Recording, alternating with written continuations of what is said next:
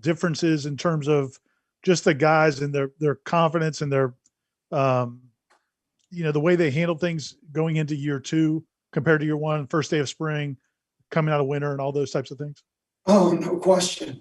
I mean, this is the first time that these guys have had the same staff ever. I mean, with an exception for maybe Bavion, there's not another guy on this team who's a 6-year senior that's had another guy on this offense that's had the same offense back-to-back years. So for them, the breath of fresh air that, all right, we know the system, we can truly focus on the fundamentals, and we can help each other get better at those fundamentals. And then our conditioning level isn't even comparable. Last year, we couldn't even finish this practice. We were like dragging our players along as a coaching staff. This year, we got to improve, and we got to get better at finishing and chasing the ball. But our guys can handle the practice. Next will be Chris A from Noles 247. Hey, Kenny, just wanted your first day impressions of your quarterbacks. I was impressed. The comfort level is drastically different.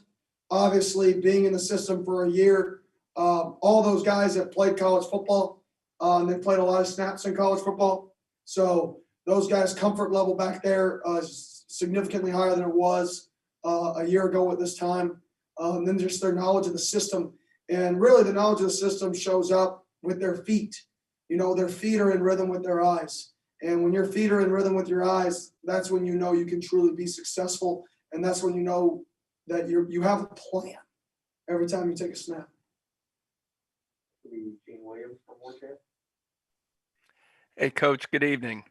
Good evening. I'm curious, how quickly is McKenzie picking up the lingo, the plays, those kind of things? And I guess along those lines, is it an advantage that he started and played so much in college previously, or do you kind of have to reteach him because it's a whole new system?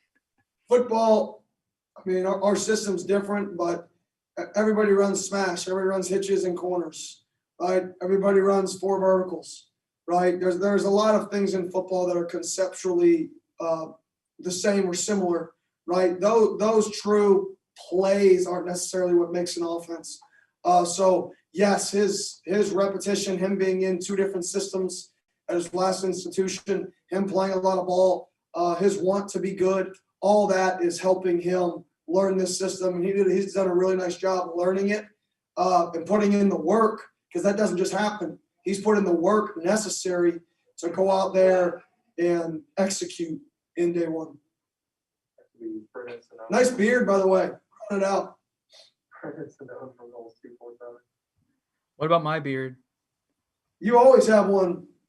So Coach Norvell, right before you got here, Kenny was talking about Darius Washington maybe being the most improved player of the winter conditioning program. I'm curious to get your thoughts on not how he just did today on day one, but throughout this winter. What have you seen from him growth-wise? I've seen a guy show up every day and get better, and not just in all aspects. In the classroom, he's gotten better. He's gained a significant amount of weight. He's squatting, one of the top squats on our team. And that's a guy who's never been through an off season because of injuries. So that's a guy, this was his first off season here. And you saw the off season, the benefits of why there is an off season, right? And when you have a young team and you lose the off season like we did last year, that's the benefit of being young. These guys get better. It's not just about the X's and the O's. It's about the off-season development. And he's the guy who's put in the work, and I think he's going to reap what he sows.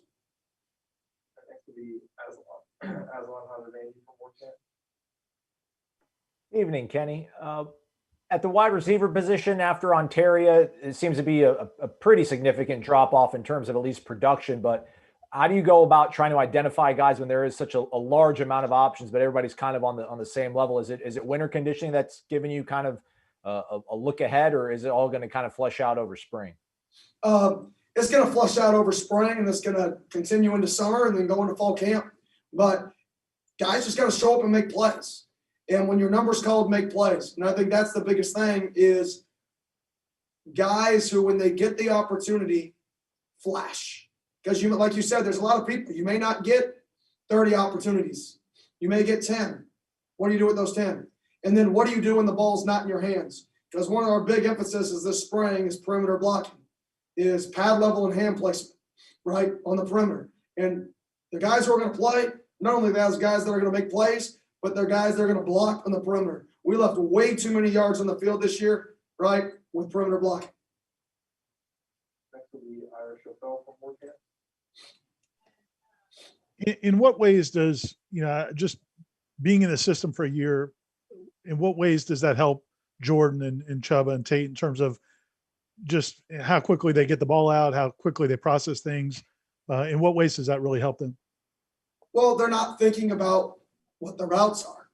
When you're in the system year one and we call a play, you're thinking, okay, the X has this, the Z has this, okay, then the protection is this, okay, then my back is checking down here, and then my read is this. Go. That's it, right? Now we call a play. They're like, beautiful. Where's my key? All right, my eyes are on the safety. What's he do? All the other processing is done. They know it. It's now just, I'm looking at offenders and I'm getting the ball to where my read dictates. All the other thinking, I shouldn't say all of it, a lot of it is done. We still have a ways to go, but a lot of it is done. And now we can truly focus on the decisions that we're making. And now we can say, hey, that throw that you made correctly at 24 yards last year, that's an 18 to 22 yard throw. So we got to make that decision quicker and get the ball there at 18, right? And I think that's where we're getting to. Next will be Kurt Weiler from Tallahassee Democrat.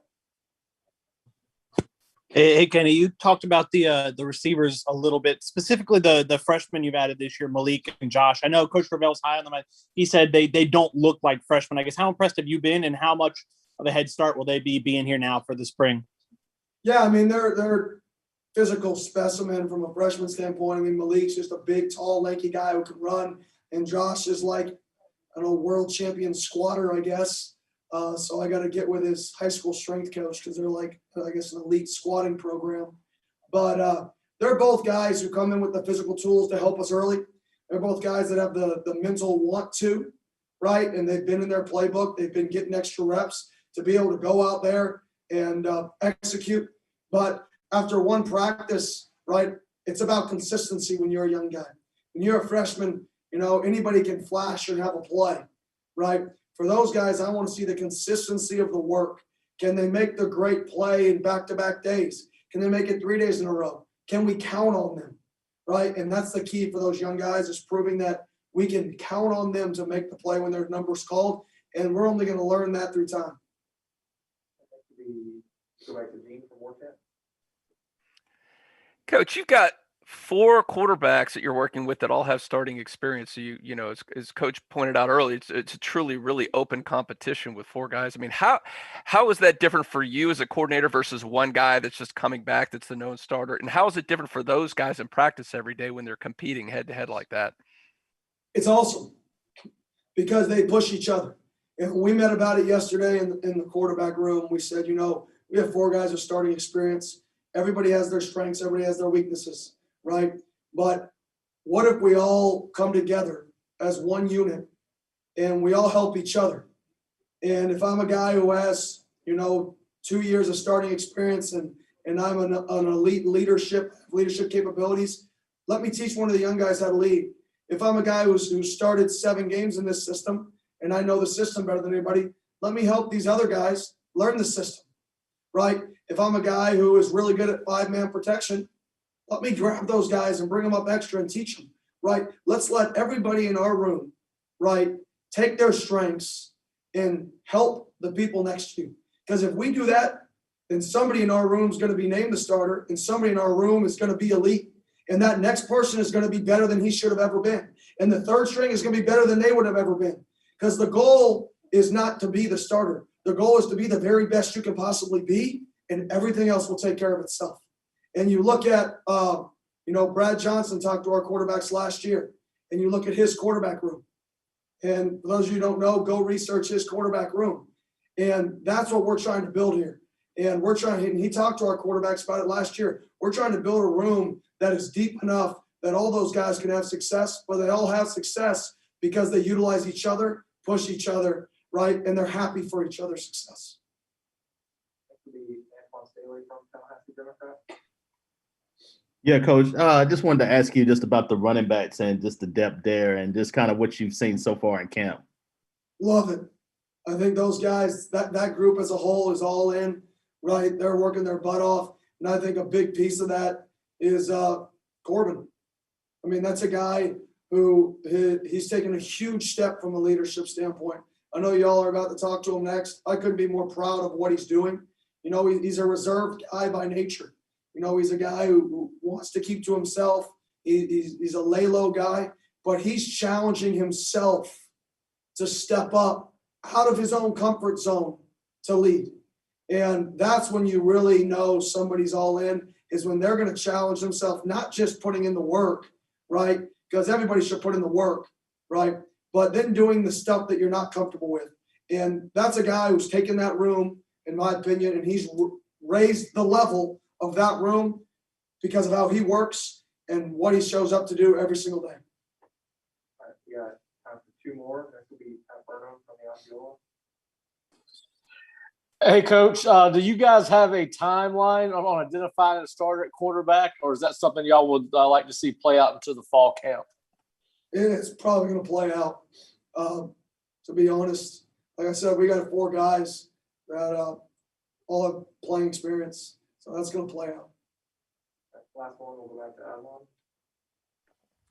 Kenny, Mike said on Friday that Jackson West was a guy that's looked good and he's fast tracked. I guess, how fast of a track is he on? He's big, strong. He's got natural football movements. So I think the key to him is going to be learning the system. That position is one of the most versatile positions in all of college football, right? You're a wide receiver, you're an attached tight end, you're an H-back, you're an X receiver, you're the slot receiver, right? You literally play in every spot on the field. If I was a prospect, that's the position I'd want to play. And he's a guy who, because that challenge that we put on him, right, he has to learn every single skill position spot on our offense. And that's going to dictate how much he plays. Is can he learn all that? And can he go out there and play fast, having to know all those positions? And I think he has the ability to do that. All right, thank you, Coach. Thank you all.